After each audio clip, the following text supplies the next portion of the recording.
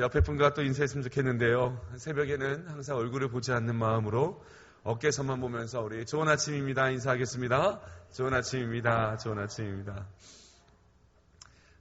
어제 저녁에도 말씀을 드렸는데요. 오늘 저녁에 여러분 오실 때는 주님을 사랑하는 마음으로 예물을 드리잖아요. 특별히 봉투에다가 여러분의 그 자녀들 또 손주들 이름을 적고 그 아이들이 어떻게 되기를 원하는 마음의 소원을 좀 적어서 주 앞에 우리 자녀들을 올려드리는 마음으로 우리 함께 하셨으면 좋겠습니다. 요즘에 사역을 하면서 느끼는 거는 우리의 자녀 세대가 선교주입니다. 다음 세대가 선교주예요. 그래서 이제 미국에서 이런 얘기합니다. 우리의 자녀들 다음 세대가 미전도 족속이 되어가고 있다. 그 말은 틀리지 않습니다. 이런 얘기 있더라고요. 초등학생들이 신앙을 잘 생활하다가 중학생이 되면 반이 수가 줄고 중학생 신앙생활 하다가 또 이제 고등학교 올라가면 반이 수가 줄고 고등학교에서 대학교 올라갈 때는 그 고등학교 수에서 10분의 1만 남고 10분의 9는 사라진다고 합니다. 미전도 족속이 되어가고 있어요. 예전에 저희가 자랄 때는 우리 부모님 세대가 한 교회가 300명이면 저희 시대 때 저보다 또 더 선배 시대 때 주일학교 학생은 어른이 300명이면 아이들 600명의 시대가 있었습니다. 거의 아이들이 더블로 많았어요. 근데 요즘엔요, 어느 교회를 가나 참 신기하죠. 어른이 1000명이면 아이들이 2, 3명밖에 되지 않습니다. 이 아이들이 자라고 나면 우리와 같은 이런 교회의 성장기를 경험한다는 것은 어려운 시대인 것 같아요. 하나님께서 허락하신 귀한 자녀들이 하나님의 세대, 말씀의 세대, 하나님의 백성의 세대, 부흥의 세대가 되기 위해서 정말 자녀를 위해서 다음 세대를 위해서 기도하고 심고 하는 일들이 정말 중요한 세대를 우리가 살고 있습니다.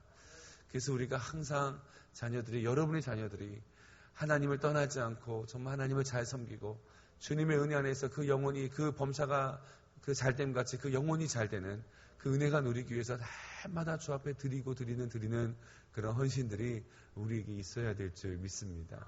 그런 마음으로 여러분 자녀를 위해서 여러분 주 앞에 헌신하고 나아갈 수 있는 그런 우리 나건교회 성도님 되시길 주의 이름으로 축원합니다. 아멘.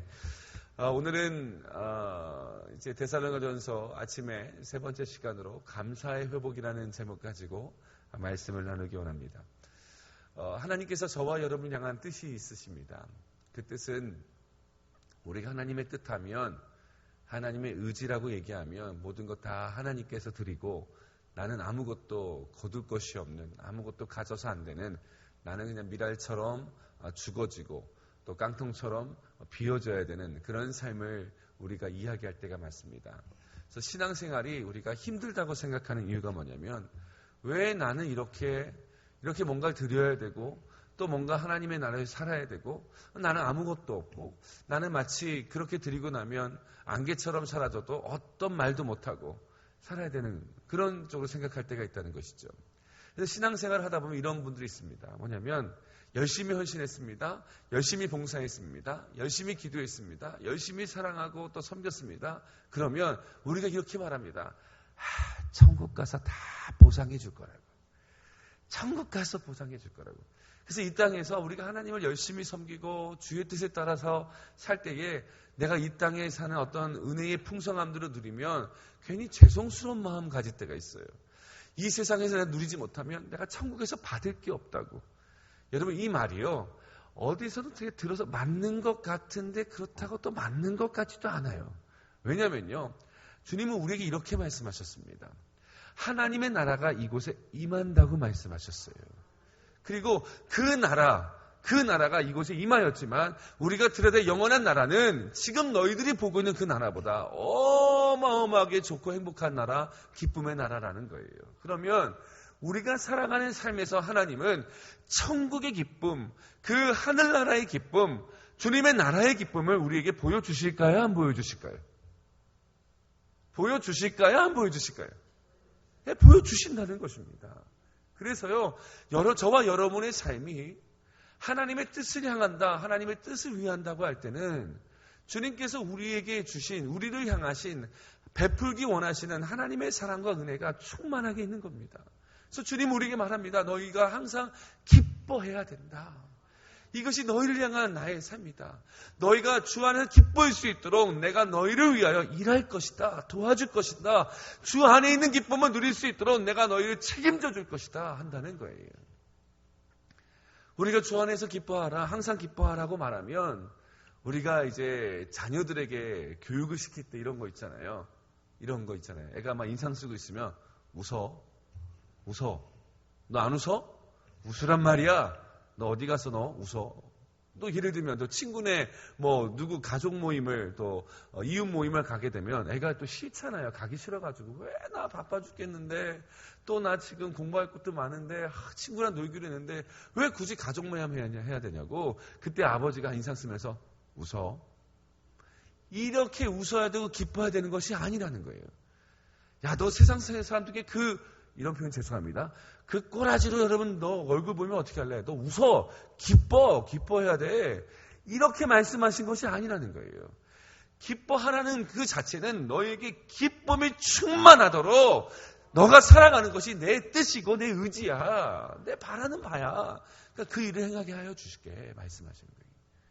또 말씀하십니다. 기도해라. 쉬지 말고 기도해라. 신앙생활 다 좋은데 기도는 참 어려운 것 같아요. 교회 와서 교제하는 것도 좋고 말씀 듣는 것도 좋고 헌신하고 또 열심히 하나가 되어서 일하는 건 좋은데 기도만 하라면 못하겠다고. 그래서 어떨 때는 이 공동체 모임에 와가지고 지사님이 오늘 마무리 기도해 주시죠. 나 못한다고. 나 못해요. 이렇게 기도를 싫어하는지 모르겠어요.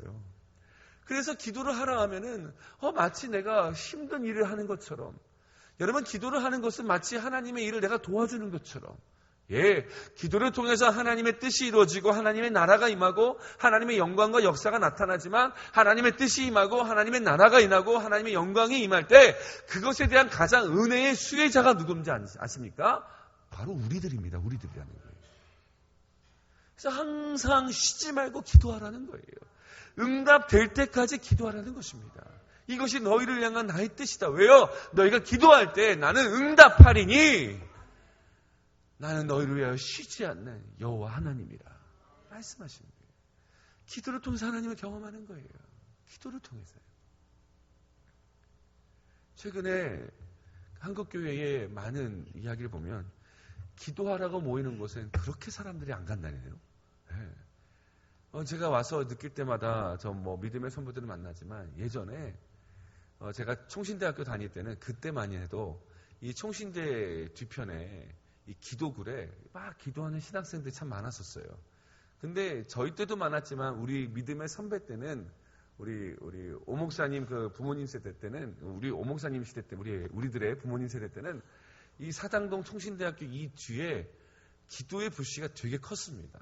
그래서 제가 들은 얘기인데 동네 이웃 주민들이 총신대학교 와가지고 항의했대요. 아니 신학교에서 왜 염소를 키우냐고. 염소를. 우리 염소 안 키웁니다. 염소 소리가 난다는 거예요. 뒤에서 뒷산에서. 그 기도하는 소리 있잖아. 기도가 염소 키운다고. 그 염소 좀 제발 울지 못하게 하려고. 이 정도였다는 거예요. 설국산 가고 청계산 가고 이 근처 가면요. 여러분 청계산에 가신 분도 아시겠지만 이 기도 앉을 수 있는 그 바위 방석들이 있어요. 거기 안에 자리가 없어가지고 가면요. 막 자리 찾아다녔어요. 어딨지? 없어가지고 막 어떨 땐 땅바닥에 있는데 지금은 자리가 텅텅 비어 있어요. 모든 기도원이 그렇대요. 요즘에 이런 얘기 하더라고요. 기도는 안 된다고. 기도는 안 된다고. 그래서 기도원이 안 되는 이유는 집에서 골방에서 기도하는 거구나. 기도는 안 되는 이유는 각 교회마다 이제는 기도초소를 만들었으니까 잘 되는가 보구나.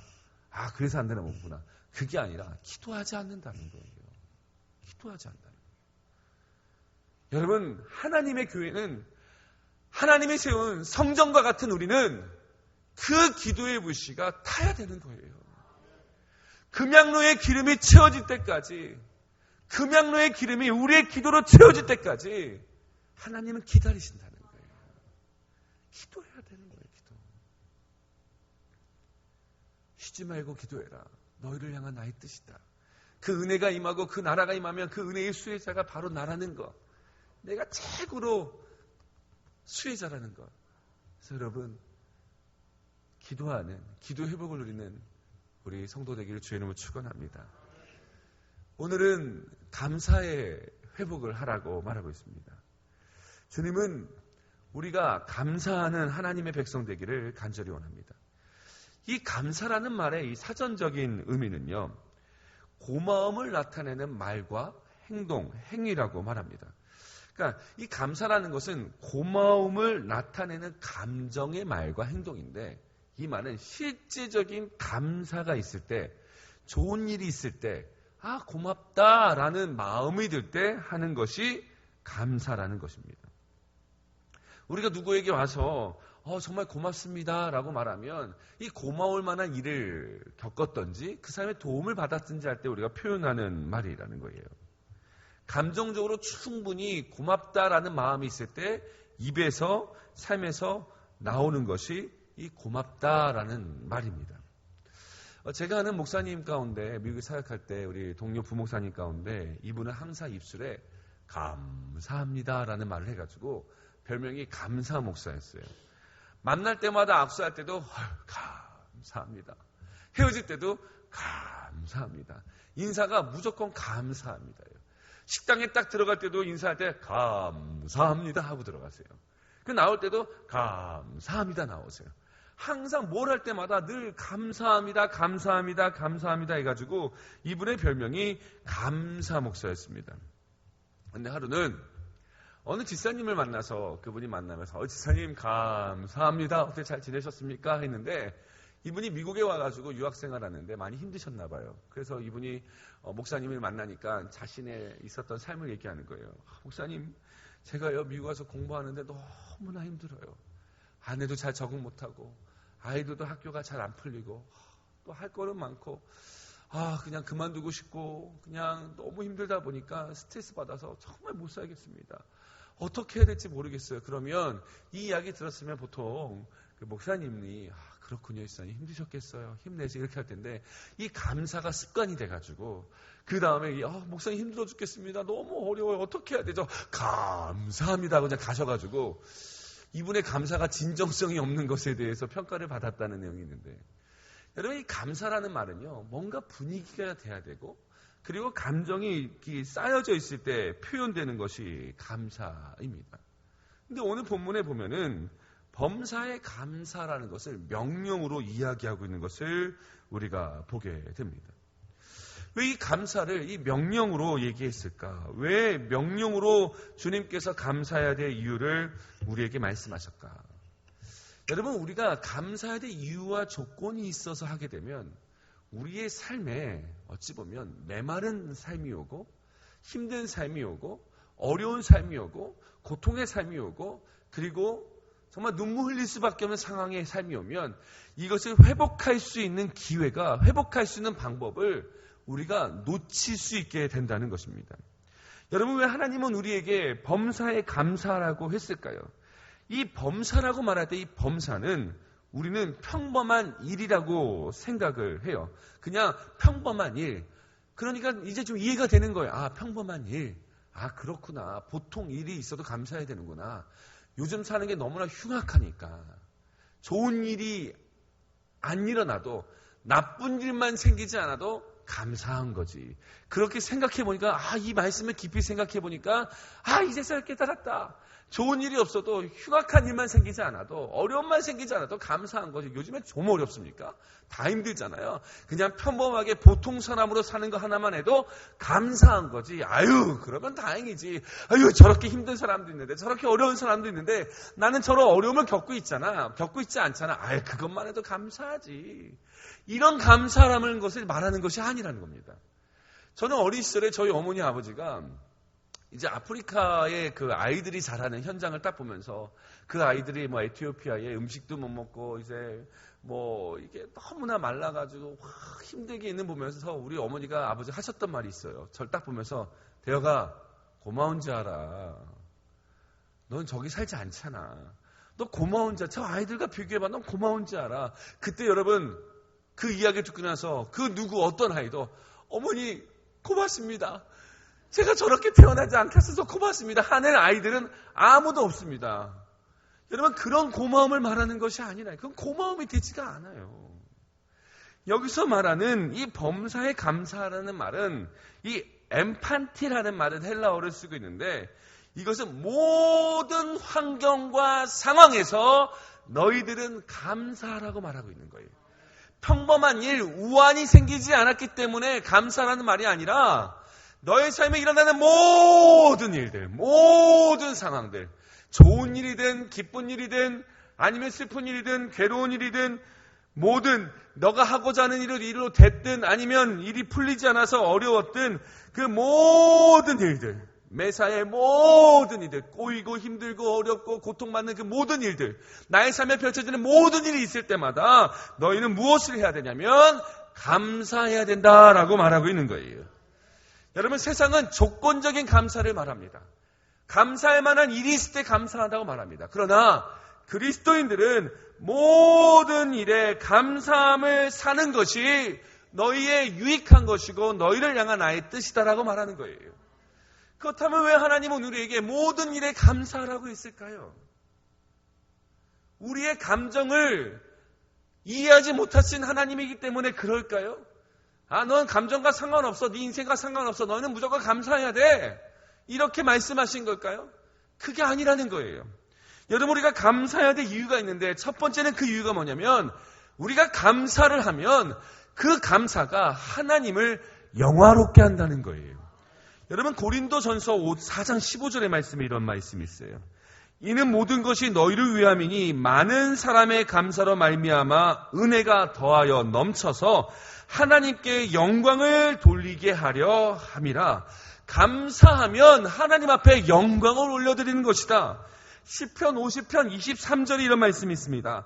감사로 제사를 드리는 자가 나를 영화롭게 하나니.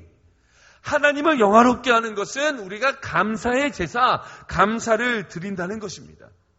여러분, 우리가 감사를 한다고 할 때 이 감사라는 말에는 의지적인 행동이 하나 표현되는데 그게 뭐냐면 감사는 나를 낮추는 것이고 감사는 상대방을 높이는 거예요. 우리가 하나님께 감사한다고 말할 때는 내가 하나님 앞에서 나를 낮추는 것이고 내가 하나님께 감사한다고 할 때는 내가 하나님의 그 위치와 존재와 행하심을 높이는 것입니다. 내가 부함에도 처할 줄 알고 가난함에도 처할 줄 알고 자족의 비결을 배웠노라고 말했던 그 사도 바울의 고백 가운데는 어떤 형편과 상황에서도 나는 자족, 하나님의 은혜 가운데 감사할 수 있는 신앙을 나는 드디어 체험하였도다. 나를 낮추고 하나님을 높이는 것, 이것이 나의 삶의 어떤 형편에서도 행하는 감사의 표현이라는 거예요. 그래서 감사는 선택이 아니고 우리의 삶의 필수고 명령입니다. 소유리 문답, 신앙고백서인 소유리 문답에서 이렇게 말해요. 사람이 제일 되는 목적이 무엇이냐? 사람이 제일 되는 이 땅의 창조된 목적이 무엇이냐라고 말할 때 이렇게 말합니다. 사람의 제일 되는 목적은 하나님을 영화롭게 하는 것과 그를 영원토록 즐거워하는 것이다. 하나님을 영화롭게 하는 것. 이것이 사람이 사는 존재 목적, 이유의 목적이라는 거예요. 제일 첫 번째 목적. 그런데 여러분, 하나님을 어떻게 영화롭게 합니까? 하나님을 어떻게 영화롭게 해요? 우리가 뭐 들었어요? 하나님을 영화롭게 하는 게 뭐예요? 우리가 무엇할 때? 감사할 때. 우리가 감사할 때 하나님을 영화롭게 한다는 거예요. 우리가 감사할 때 저와 여러분이 이 땅에 살아가야 되는 존재 목적, 이유로 살게 된다는 거예요. 그래서 우리 인생의 시작점은 어디입니까? 감사로 시작하는 거예요. 인생에 어려움이 있고 힘듦이 있고 고통이 있고 아픔이 있을 때 그것에서 해방될 수 있고 다시 일어설 수 있는 힘이 어디 있는 거예요? 감사함에 있다는 거예요. 감사할 때. 불평하고 원망하면 그 문제에 계속해서 들어가요. 그러나 감사하기 시작하면 우리가 하나님을 영화롭게 하면 하나님을 찬양하면 하나님의 이름을 높여드리면 성경이 말하죠. 나를 멸시하는 자를 내가 경멸하니니 나를 높이는 자를 내가 그를 높이리라.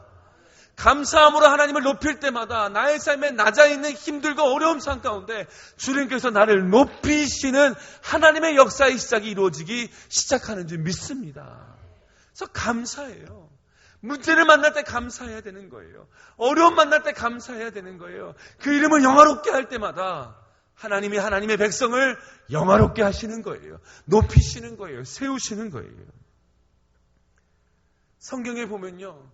이 감사가 없어서 삶이 무너졌던 삶에 살았던 사람이 너무나 많이 나와요. 아담과 하와도 보면 에덴 동산에서 하나님께서 뭐라고 말씀하셨는지 아세요? 야, 이 에덴 동산은 너희를 위한 거야. 너희를 위한 거야. 마음대로 먹어. 여기 있는 모든 각종 시간은 너 마음대로 임의로 다 먹어라. 임의로 먹으라는 말이 뭔지 아세요? 모든 선택권을 너한테 줬다는 거예요. 먹고 싶은 거 다 먹어. 하나 아니라 10개 다 먹어도 돼. 먹고 싶은 거 네 마음대로 누릴 수 있는 거 다 먹어. 다 먹어. 이거 다 너 거니까. 내가 만들었지만 네 거야. 그러니까 너 다 해. 그런데 여러분, 그러면 아담과 하와가 뭐 해야 돼요? 주님 감사합니다. 그런데 여러분, 아담과 하와는요, 그 임의로 다 먹으라는 과일에 수많은 먹을 것에 포커스를 하지 않고 어디에 했냐면 먹지 못하는 선악과에 두는 거예요.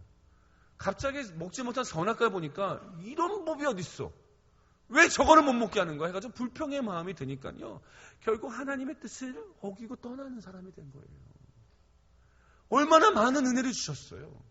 아니, 은혜를 주지 않아도 얼마나 하나님께서 그 어려움 가운데 행하실 베푸실 은혜가 우리에게 기대가 되잖아요. 그 감사해야 된다는 거예요. 두 번째로 아버지의 품을 떠났던 그 탕자를 봐도요.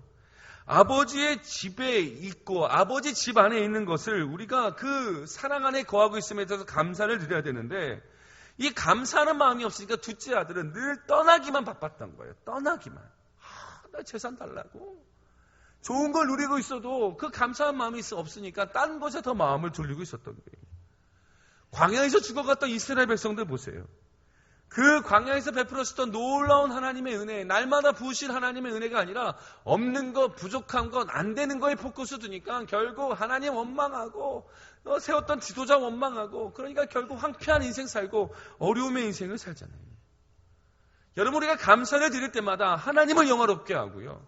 하나님을 영화롭게 할 때마다 하나님께서 우리의 삶을 끝까지 붙잡아 주시고 살려주시는 은혜가 우리의 삶에 넘쳐나기 시작하는 거예요. 그래서 감사의 첫 번째는 하나님의 이름을 영화롭게 하는 거예요. 두 번째는 뭐냐면 우리가 감사를 하는 이유는요. 우리가 감사함으로 우리의 삶에 은혜가 더해집니다. 그리고 우리의 삶이 행복해져요. 고린도후서 4장 15절의 말씀을 제가 다시 한번 천천히 읽어볼게요. 잘 보세요. 이는 모든 것이 너희를 위함이니 많은 사람의 감사로 말미암아 은혜가 더하여 넘쳐서 감사로 말미암아 은혜가 더하여 넘쳐서 하나님께 영광을 돌리게 하려 함이니. 자, 은혜가 더하여 넘치는 것은 무엇으로요? 감사함으로. 감사로 은혜가 더하여 넘치는 삶을 살기 시작한다는 거예요. 그래서 여러분 이런 말이 있어요. 속담에 행복은 언제나 감사의 문으로 들어와서 언제나 불평의 문으로 빠져나간다. 우리 인생의 행복은 언제나 감사의 문으로 들어와서 언제나 불평의 문으로 빠져나간다. 감사하면요 행복이 오는 거예요. 감사하면 기쁨이 넘치는 거예요. 감사는, 행복은, 기쁨은, 그리고 우리 인생에 정말 하나님이 주시는 은혜는 감사로 말미암아 들어오는 거예요. 근데 불평하면 그 감사의 은혜와 그 모든 것들이 빠져나가기 시작해요. 여러분 역사의 인물 가운데 여러분 행복론에 차이가 있었던 헬렌 켈러와 나폴레옹의 그 이야기, 그들의 이야기가 있습니다. 두 사람 중에 누가 더 행복하게 살았을까? 누가 더 많은 것을 갖고 더 많은 기쁨 가운데 살았을까라고 말한다면 모든 사람들이 조건적으로 볼 때는 다 나폴레옹을 얘기할 수밖에 없을 거예요. 권력이 있었어요. 비록 그 인생의 마지막은 우울한 삶을 살았지만 그 인생의 순간마다 전쟁에 나갈 때마다 이겼고 많은 부하들이 있었고 부와 명예와 나라의 확장과 인정받는 박수 소리와 환호하는 소리를 들으면서 나폴레옹은 그의 인생을 살았어요. 반면에 이 헬렌 켈러는 앞도 보이지 않고 중증 장애인으로 귀도 들리지 않고 이 모든 어려움 가운데 있었던 이 헬렌 켈러의 삶이 있었는데 이 둘이 인생을 지나오면서 임종을 맞이하면서 했던 두 사람의 표현이 너무나 달라요. 이 유럽을 제패했던 황제 나폴레옹은 전쟁에 패하여 세인트 헬레나 섬에서 여생을 보낼 때 임종을 맞이하면서 이렇게 말했어요. 내가 기억할 수 있는 범위 내에서 행복한 날은 채 엿새를 보내지 않았다. 그러니까 나의 인생에 행복한 날을 헤아려 보니 엿새를 넘지 않았다는 거예요. 딱 6번만, 6일만 행복했다는 거예요. 반면에 눈이 멀어 볼 수 없고 귀가 먹어 들을 수 없던 헬렌 켈러는 이렇게 얘기했습니다. 내 인생에서 행복하지 않은 날은 하나도 없었다. 너무나 다르잖아요. 행복의 이유와 조건, 많은 것을 갖고 있는 삶도 늘 불평하고 없다 하면 나의 인생의 행복한 날은 채 엿새를 넘지 않았다라고 말하는데, 보이지도 않고 들리지도 않고 누군가의 도움이 없이는 살 수 없는 한 여인의 인생 가운데는 나의 인생에 행복하지 않은 날은 하루도 없었다. 늘 감사하고 기뻐하니까, 늘 감사하고 그 이름을 영화롭게 하니까 뭐가 넘치는 거예요? 행복의 삶이 날마다 넘치며 살기 시작하는 거예요. 여러분이 오늘을 감사하잖아요. 그러면 내일의 행복의 삶이 여러분에게 허락되는 것입니다. 여러분, 오늘은 내가 어제의 삶에 대한 결과예요. 내가 오늘을 정말 기쁨과 행복 가운데 살 수 있는 것은 어제의 감사가 오늘을 살게 하는 것처럼 오늘의 감사가 내일의 행복의 문을 열어가면서 저와 여러분이 살게 될 줄 믿습니다. 지금 여러분의 삶에 어려워요, 힘들어요, 눈물을 흘리고 싶어요, 괴로워요. 그래도 그 괴로움과 어려움과 그 환경을 뛰어넘게 해 환경을 초월한 삶을 살 수 있는 그 시작의 입술이 무엇이냐면 감사하기 시작하는 거예요. 비록 내가 없다 해도 주님 감사합니다. 비록 내가 나의 생각과 다르게 삶이 펼쳐졌다 해도 내가 감사합니다 하면 내일의 감사의 은혜를 우리는 살 수 있게 되는 줄 믿습니다. 감사해야 되는 거예요. 그래서 하나님은요, 늘 우리에게 뭘 가르쳐 주셨냐면 항상 기억하래요. 계속 기억하래요. 예수님도 성찬을 베푸시면서 너희가 기억하라, 기념하라 했고요. 하나님은 하나님의 일을 행하시고 나서 늘 기억하라, 기념하라 했어요. 하나님이 기억하라, 기념하라 할 때는 우리가 어떨 때는 하나님 너무 생색내시는 거 아닌가? 기적을 베풀고 너무 생색내시는 거 아닌가? 요단강을 가르시고 길가에 12돌을 세우라고 하면서 기억하라고 했잖아요. 너무 생색내는 거 아닌가? 그냥 뭐 했으면, 줬으면 그만이지. 그런 거 있잖아요. 항상 누가 뭐 주면 카운트하고 있어요. 너 그때 내가 나 밥 샀다. 너 기억해라. 하나님이 이렇게 하려고 기억하라는 거 아니에요. 그 기억하라는 것은 너희를 위한 거라는 거예요. 성경에 보니까요, 이스라엘 백성이 요단을 가른 다음에 요단을 건너고 나서 하나님께서 그들에게 이렇게 말했어요. 너희가 그 물 밑에 있는 그 돌을 가지고 와서 길갈 앞에 세워 너희 믿음의 후손들이 이것이 무엇인고? 라고 말할 때 하나님이 우리를 요단강을 건너게 하셨다라고 하라. 하나님을 기억하게 하라. 근데 왜 기억하라게 하셨을까요? 이 기억에 뭐가 있어요? 우리의 감사가 담겨져 있는 거예요. 기억하기 때문에 하나님이 어떤 분이라는 걸 알기 때문에 우리는 기대할 수 있는 거예요. 이 과거의 기억이 내일의 영향을 줍니다. 하나님이 어떤 분인가? 하나님이 나와 어떻게 함께 하셨는가? 하나님이 나에게 어떻게 일하시는가? 그 기억이 어디를 가요? 내일의 행복의 문을 열 수 있게 되는 은혜의 문의 시작이 된다는 것이에요. 그래서 기억해야 된다는 거예요. 기억해야 된다. 반면에 이 기억을 잃어버렸던 이스라엘 백성은 항상 문제의 삶을 살기 시작했습니다. 홍해를 건너고 나서 이스라엘 백성들의 그 찬양은 어마어마하고 대단했어요. 출애굽기 15장에 보면 애굽 군사를 홍해 바다에 수장시키고 그들이 이제는 그 홍해를 건너 갈 때 그 미리암과 많은 여인들이 나와서 소구를 들고 춤을 추면서 하나님께서 말과 적군을 이기셨네. 막 찬양하고 막 기뻐했던 이들이 갑자기 물이 없고 마실 물이 없자 마라라는 지역에 왔을 때 어떻게 돼요? 하나님을 원망하고 탓하고 막 하는 거예요. 어느 순간 머릿속에 기억이 싹 사라져버린 거예요. 하나님이 어떤 분인가 그것이 싹 사라져버리니까 불평하기 시작합니다. 여러분 사사기의 말씀에서도 이런 말씀이 있어요. 이스라엘 백성들이 가나안 땅에서 이젠 광야를 지나 가나안 땅에 들어와 약속의 땅에 들어와 생활을 할 때에 사사기 말씀에 보면 이런 말씀이 시작됩니다. 뭐라고 시작되냐면 이렇게 얘기해요.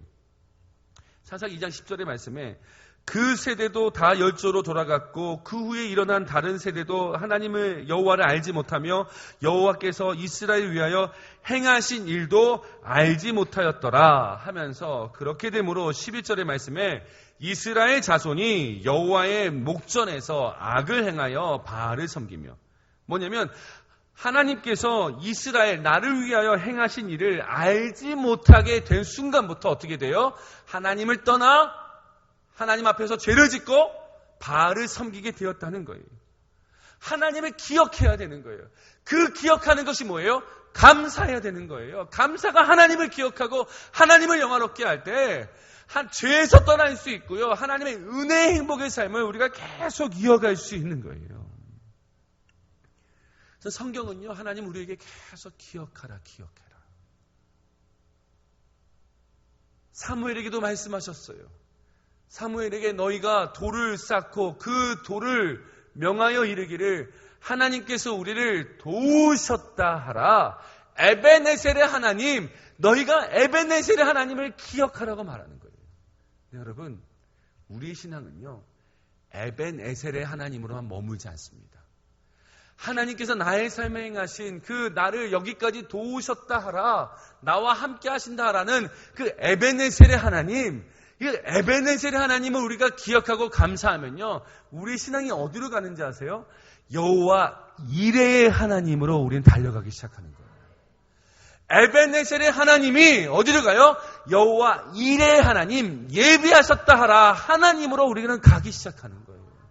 그런데 이 여호와 이레의 하나님을 우리가 더 기대하고 누리기 위해선 뭐가 필요한 거예요? 여기까지 도우셨다 하라. 하나님을 인정해라. 하나님의 행하심을 감사하라. 에베네셀 하나님을 날마다 기억하고 감사할 때마다 우리의 삶에, 우리의 신앙에 여호와 이레의 하나님의 축복을 우리가 누리게 되는 줄 믿습니다. 그 은혜가 우리에게 있는 거예요, 여러분. 그래서 오늘 우리가 이 아침에 와서 하나님, 내가 입술에 불평의 입술에 이제 지퍼로 잠그고 감사의 입술을 연다고 할 때에 주님께서 우리의 삶에 여호와 이레의 하나님의 축복으로 날마다 채워주시며 날마다 부어주시며 날마다 열어주시는 삶이 저와 여러분에게 임하게 될 줄 믿습니다. 아멘. 감사해야 되는 거예요. 은혜가 더해지는 것, 그것이 감사입니다. 저는 소록도에 대학교 4학년 때 저희 청년들을 데리고 방문한 적이 있는데요. 소록도 가면 이 한센시병 나병 환자분들, 그분들의 찬양의 모습을 보면요, 너무나 부끄럽고 이거 어떻게 이루 말할 수 없는 눈물이 나요.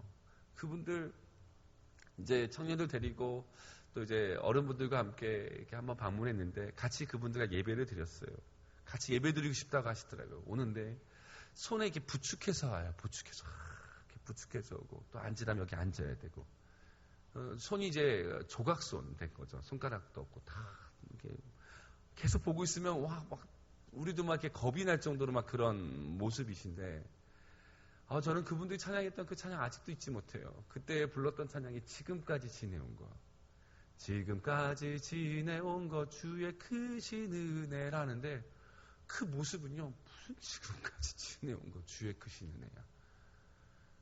거기서 태어나서 거기서 그렇게 사셨대요. 아니 5살 때 들어가서 60, 70이 도 나오지 못하고 거기에 계신 분들이 찬양을 하는데요. 이 조각손으로 박수 소리가 이렇게 안 나요. 조각 소리니까 이런 소리 나는데 지금까지 지내온 것 주의 크신 은혜라. 근데 이 얼굴에 그 기쁨이, 그 감사가 한이 없는 주의 사랑 어찌 이루 말하랴. 아니 살아온 인생 보면 뭐 지금까지 지내온 거 주의 크신 은혜고 뭐 어찌 이루 난 말할 게 없을 것 같은데 우리가 너무나 부끄러운 거 뭐냐면 그 환경과 상황에서도 감사하면 이루 말할 수 없는 하나님의 은혜의 축복의 삶이 그 영혼을 막 붙잡아 주시는데, 이유가 이 감사하지 못했던 나는, 늘 감사하지 못했던 나는 늘 황폐하고 늘 원망하고 늘 탓하고 늘 불안하고, 그 모습 보는 데서 얼마나 눈물 흘리면서 은혜를 받았는지 몰라요. 여러분, 우리가 어느 순간에서도요, 자랑할 게 아무것도 없고 내세울 게 없어도 저와 여러분이 오늘 이 아침에서부터라도 내가 감사합니다, 내가 찬양합니다, 지금까지 지내온 것 주님의 은혜입니다, 내가 어찌 말할 수 있겠습니까, 모든 것이 다 은혜요, 내가 감사할 수밖에 없는 이유와 조건이 됩니다 라고 말하면 뭐가 되는 거예요? 은혜가 더하여져서, 은혜가 더하여져서, 상상할 수 없는 은혜가 더하여져서 저와 여러분들이 그 은혜의 삶을 살게 되는 줄 믿습니다. 그래서 그리스도인들에게 감사는요, 이거는 생존의 문제예요. 생존의 문제. 그리스도인에게 그리스도인처럼 하나님 안에 행복을 살 수 있게 하는 가장 필수적인 것이 무엇이냐면, 여러분, 감사입니다. 감사하는 거예요. 저는 그래서 저와 여러분의 삶에 감사가 회복되기 원합니다. 감사의 회복은요, 인생의 회복이에요. 감사의 회복은요, 가정의 회복이에요. 감사의 회복은요, 부부관계의 회복이에요. 감사의 회복은요, 자녀의 관계의 회복입니다. 회복이에요. 어떤 한 남학생이 그 아버지한테 그 책상에다가 글을 하나 남겨놓고 이제 떠난 거예요. 뭐라고 썼냐면 이렇게 썼어요. 아버지, 저는 한 여자를 사귀었습니다. 그 여자는 동양이 한국 사람이 아니라 흑인입니다. 그 여인에게는 자식이 둘이 있습니다. 제가 그 여인과 결혼을 했습니다. 지금 동거 생활하고 있습니다. 그 여인은 안타깝게도 마약 중독자입니다. 그러나 나는 그 여인을 사랑합니다. 그리고 그 여인과 함께 살겠습니다. 부모님이 반대하시면 나는 부모의 연을 끊고라도 그 여인을 끝까지 사랑하겠습니다. 우울합니다. 아무것도 보이지 않습니다. 그러나 나는 그 여인을 사랑합니다. 그러니까 얼마나 이 잘 키운 아들이 그런 편지를 남겨갔으니까 얼마나 마음이 얼마나 속상하겠어요. 자식을 잃어버린 것 같고, 그러면서 또 그러나 또 내가 살다가 이 여인과 함께 살면서 내가 병을 얻었습니다. 막 이렇게 쓴 거야. 막 우울한 얘기를 막 쓴 거예요. 쓰고 나서 이 아버지가 놀란 나머지 우리 아들 잃은 거 어떻게 하냐 막 슬피 막 하고 있는데, 그 마지막에 그래 이렇게 썼어요. 이 모든 것이 다 뻥이었습니다. 그래서 한 말이, 아버지, 제 성적이 D가 나왔습니다. 마음이 어떠십니까? 성적이 D가 나와서 혼날 것 같으니까 우울한 얘기 쓴 거예요. 그러니까 내가 살아있는 거 하나만으로도 감사한 거 아니겠습니까? 그럼 어찌 보면요, 그렇잖아요. 우리가 이유가 아닌 이유를 가지고 원망하고 살아요. 불평하고 살아요. 어떨 때는 자식 얘기해서 죄송하지만 애가 공부 못하는 게 막 속상해. 누구 닮아서 공부를 못해. 또 앞으로 커가 뭐가 되려고 그래. 뭐가 되려고 그래. 그러다가 혹시라도 그 아이가 심한 고열에 시달리면 하나님 살려만 주셔도, 정말 눈만 뜨게 하셔도 정말. 그러니까 여러분, 우리 살고 있는 모든 이유가 다 감사 이유예요. 조건이에요. 그렇잖아요. 불평한 이유를 보면 다 아무것도 아닌 것에 불평하고 있어요. 어떨 때는 남편 보고 아내 보면서 내가 저 인간 때문에 내가 막, 그러다가 여러분 이틀 동안 연락만 안 돼 보세요. 사람만 돌아와도 내가 좋겠다고. 그게 다 감사 이유인데 내 마음의 문제였다는 거예요. 감사하기 시작하잖아요. 내가 보지 못했던 그 은혜, 보지 못했던 하나님의 축복이 보이기 시작하는 거예요. 너무나 감사한 거예요. 세상이 그 인생으로 바뀌기 시작하는 거예요. 그래서요, 여러분, 찰스 스퍼천 목사님이 이런 말씀을 하셨잖아요. 캄캄한 밤하늘에도 자세히 보면 별빛이 보인다. 별빛을 보고 감사하는 자에게는 달빛을 볼 수 있는 눈을 주시고, 달빛 보고 감사하는 자에게는 햇빛을 볼 수 있도록 도와주시고, 햇빛 보고 감사하는 자에게는 달빛도 햇빛도 필요 없는 영원한 천국의 빛을 보게 하여 주신다. 감사하면 열리기 시작하는 거예요. 감사하며. 신앙의 회복은, 인생의 기쁨의 회복은, 행복의 회복은 감사의 회복으로 시작됩니다. 성경에 보면은 감사를 통해서 더 많은 은혜를 더했던, 행복의 삶을 더했던 한 사람의 이야기가 나옵니다. 그 사람은요, 누가복음 17장 11절 19절에서 나오는 10명의 나병 환자의 이야기예요. 그들이 예수님께서 제사장에 가서 네 몸을 보이라 할 때 10명이 다 고침을 받았어요. 가는 길에 고침을 받았어요. 그런데 이 깨끗함을 받은 10명 가운데 예수님께 나왔던 사람은 16절에 보면 예수의 발 앞에 엎드려 감사하니 그는 사마리아 사람이라. 사마리아 사람 한 사람만 와서 예수님께 감사했습니다. 그런데 이 사마리아라고 말할 땐, 그가 사마리아 사람이라고 말할 때는 그렇게 쓴 이유가 있어요. 성경은 이렇게 말하는, 학자들은 아마 그 10명의 나병 환자는 거의 다 유대인이었을 것이다. 그 중에 한 사람이 왔는데 그 사람이 사마리아 사람이라는 말하는 것은 나머지 9명은 유대인일 가능성이 많고 사마리아 한 사람만이 와서 감사하다고 영광을 올리기 위해서 왔다라고 얘기하는 거예요. 그런데요, 진정한 은혜가 어디에 임했냐면요, 그 10명 중에 9명은 몸에 고침은 받았어요. 나병에서 고침은 받았어요. 그러나 뭐예요? 영의 구원과 회복은 못 누렸어요. 제사장에게 가서 몸을 보였을 뿐이에요. 나았을 뿐이에요. 그러나 그의 영혼에 하나님의 자녀가 되는 축복은 그들은 누리지 못했다는 거예요. 근데 사마리아 사람이 누구예요? 그는 이스라엘 백성들이 저들은 지옥의 불쏘시개라고 할 만큼 저들에게 구원도 없어, 저들은 안 돼 라고 얘기하는, 그렇게 취급받는 아주 영적으로 천하디천한 사람들이 사마리아 사람인데, 그 사마리아 나병 환자가 와서 예수님께 와 감사드리고 그 이름을 영화롭게 할 때에 그가 두 번째 진정한 은혜의 축복을 언제 누렸는지 아세요? 감사하러 왔을 때 19절에 보니까 예수님이 이렇게 말씀하십니다. 그에게 이르시되 일어나 가라, 내 믿음이 너를 구원하였느니라.